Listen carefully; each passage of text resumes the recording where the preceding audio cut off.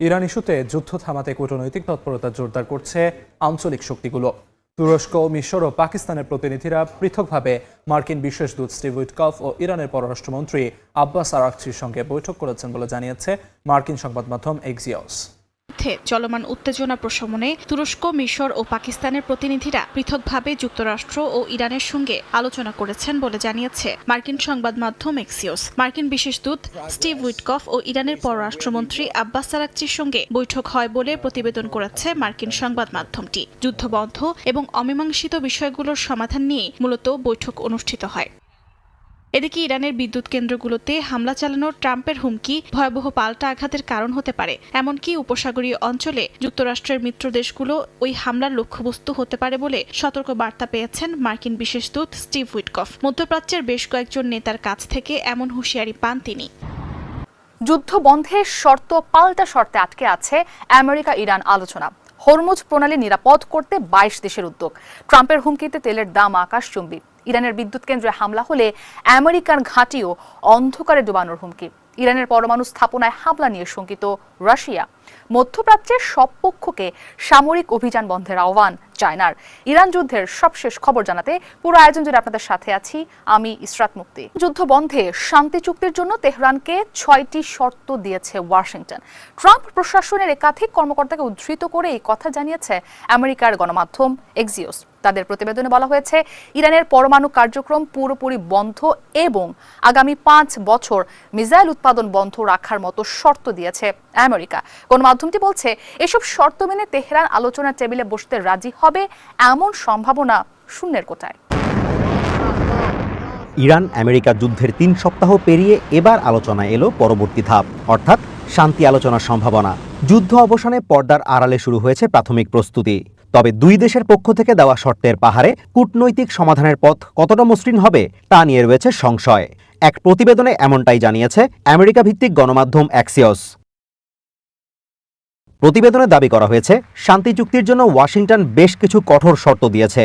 এর মধ্যে রয়েছে হরমুজ প্রণালী খুলে দেওয়া এবং ইরানের সমৃদ্ধ ইউরেনিয়ামের মজুত ও পরমাণু কর্মসূচি নিয়ে দীর্ঘমেয়াদী সমাধান। এছাড়া ইরানের মদতপুষ্ট আঞ্চলিক গোষ্ঠীগুলোর অর্থায়ন বন্ধ এবং ব্যালিস্টিক ক্ষেপণাস্ত্র কর্মসূচির লাগাম টানার দাবিও করেছে ওয়াশিংটন। টানা হামলা চালাতে থাকলে সৌদি আরব পাল্টা হামলা চালাতে পারে এমন আশঙ্কা থেকে দেশটিতে হামলার তীব্রতা কমানোর সিদ্ধান্ত নিয়েছে ইরান। সোমবারে তথ্য জানিয়েছে ইসরায়েলি সংবাদ মাধ্যম জেরুজালেম পোস্ট। এছাড়া সৌদি আরব সম্প্রতি তাদের নীতিতেও পরিবর্তন এনেছে। মধ্যপ্রাচ্যে উত্তেজনার নতুন মোড়। সৌদি আরবে হামলা কমানোর সিদ্ধান্ত নিয়েছে ইরান। পাল্টা হামলার আশঙ্কায় কৌশল বদলাচ্ছে তেহরানও। স্থানীয় সময় সোমবার এ তথ্য জানায় ইসরায়েলি সংবাদ মাধ্যম জেরুজালেম পোস্ট। জেরুজালেম পোস্টের প্রতিবেদনে বলা হয়, ইরানি কর্মকর্তাদের আশঙ্কা সৌদি আরব পাল্টা হামলার দ্বারপ্রান্তে। রিয়াদ আগেই সতর্ক করেছে, তাদের পানি বিশুদ্ধকরণ প্লান্ট ও বিদ্যুৎ কেন্দ্রের ওপর হামলা হলে সরাসরি জবাব দেবে তারা। এমন প্রেক্ষাপটে কৌশলগত পরিবর্তন আনছে ইরান। সৌদি ও কাতারে আপাতত হামলা কমানোর সিদ্ধান্ত নেওয়া হলেও বাহরাইন, কুয়েত ও সংযুক্ত আরব আমিরাতে হামলা অব্যাহত রাখার ইঙ্গিত মিলেছে।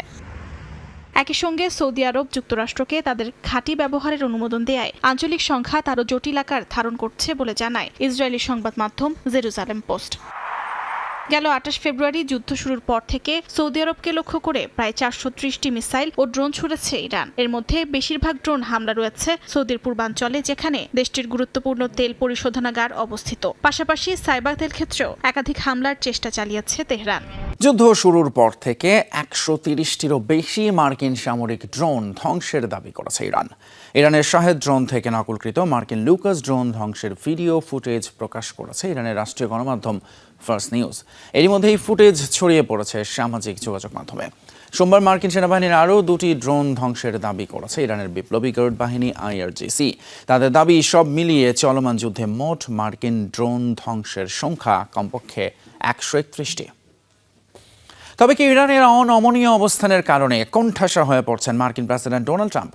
3 সপ্তাহেরও বেশি সময় ধরে দেশটিতে টানা হামলা চালাচ্ছে যুক্তরাষ্ট্র এবং ইসরায়েল।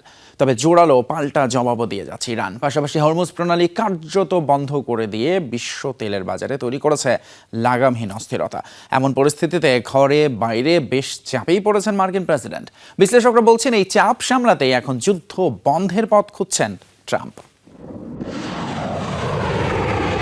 গত 28 ফেব্রুয়ারি ইরানে হামলা চালিয়ে যে যুদ্ধ শুরু করেছিল ইসরায়েল যুক্তরাষ্ট্র তা সময়ের সাথে সাথে ক্রমেই আরও ভয়াবহ হয়েছে।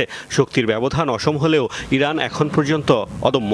দেশটির সামরিক সক্ষমতা প্রায় ধ্বংসের দাবি কয়েকবারই করে ফেলেছেন মার্কিন প্রেসিডেন্ট ডোনাল্ড ট্রাম্প, অথচ সময়ের সাথে সাথে উল্টো আরও বিধ্বংসী হয়ে উঠেছে তেহরান। মুহুর্মুহু মিসাইল ড্রোনে শত্রুদের বিপাকে ফেলার পাশাপাশি বিশ্ব বাণিজ্যের জন্য কৌশলগত গুরুত্বপূর্ণ সমুদ্র পথ হরমুজ প্রণালীও কার্যত বন্ধ করে দিয়েছে আইআরজিসি, যার জেরে বিশ্ব তেলের বাজারে শুরু হয়েছে অস্থিরতা। দাম বাড়ার পাশাপাশি অদূর ভবিষ্যতে অপরিহার্য এই জ্বালানির সংকটেও পড়তে পারে বহু দেশ। বাড়ছে বিশ্ব অর্থনীতিতে বিপর্যয়ের শঙ্কা। ইরান যুদ্ধে মিত্রদের সহায়তা চেয়েও পাননি ট্রাম্প। ইরানের হার না মানা মানসিকতার কারণে যুদ্ধের পেরিয়ে গেছে 24 দিন, এখনও থামার কোনো সম্ভাবনা নেই। দিনকে দিন তেলের দাম বাড়ায় যুক্তরাষ্ট্রের অভ্যন্তরেও বাড়ছে জীবনযাত্রার ব্যয়। অপ্রয়োজনীয় যুদ্ধ না জড়ানোর বার্তা দিয়েই এবার ক্ষমতা এসেছিলেন মার্কিন প্রেসিডেন্ট, অথচ তিনি এমন এক যুদ্ধ শুরু করেছেন যেটি চায়নি সংখ্যাগরিষ্ঠ মার্কিনই। এমন পরিস্থিতিতে নিজ দেশেও চাপ বাড়ছে ট্রাম্পের উপর। ইরানের বিদ্যুৎ উৎপাদন কেন্দ্রে হামলা হলে মধ্যপ্রাচ্যে থাকা আমেরিকার ঘাঁটিগুলোতেও অন্ধকার নেমে আসবে, এমন হুঁশিয়ারি দিয়েছে তেহরান। হরমুজ প্রণালী খুলে দিতে প্রেসিডেন্ট ট্রাম্পের বেঁধে দেওয়ার সময় যখন শেষ পর্যায়ে, ঠিক তখনই এমন হুমকি দিল আইআরজিসি এবং ইরানের ন্যাশনাল ডিফেন্স কাউন্সিল। এদিকে ইরান ও ইসরায়েলের পাল্টাপাল্টি ক্ষেপণাস্ত্র ড্রোন হামলায় পুরো অঞ্চল রণক্ষেত্রে পরিণত হয়েছে।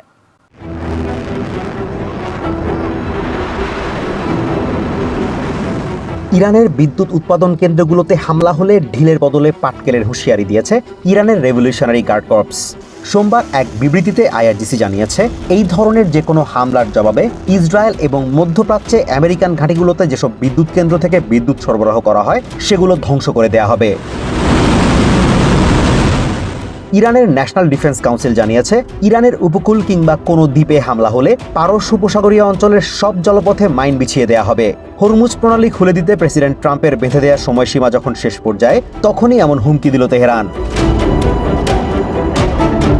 এদিকে রবিবার দিবাগত রাতে ইরানের উত্তর পশ্চিমাঞ্চলীয় উর্মিয়া শহরে বিমান হামলায় বেশ কয়েকটি আবাসিক ভবন মাটির সাথে মিশে গেছে। ইরানের নূর নিউজ জানিয়েছে, ধ্বংসস্তূপের নিচে আটকে পড়াদের উদ্ধারে কাজ চলছে। অন্যদিকে বন্দর আব্বাসে Islamic Republic of Iran radio স্টেশনে হামলায় অন্তত একজন নিহত হয়েছে বলে জানিয়েছে মেহের নিউজ এজেন্সি। এদিন ইরানের অবকাঠামো লক্ষ্য করে ব্যাপক হামলার দাবি করেছে ইসরায়েল। তাদের এই দাবির পরেই তেহরান ও এর আশপাশের বিভিন্ন এলাকায় বিস্ফোরণের খবর জানিয়েছে আল জাজিরা। বিশেষ করে তেহরানের পশ্চিমে অবস্থিত কারাজ শহরে বড় ধরনের বিস্ফোরণ ঘটেছে, তবে এই বিষয়ে বিস্তারিত কিছু জানায়নি তারা।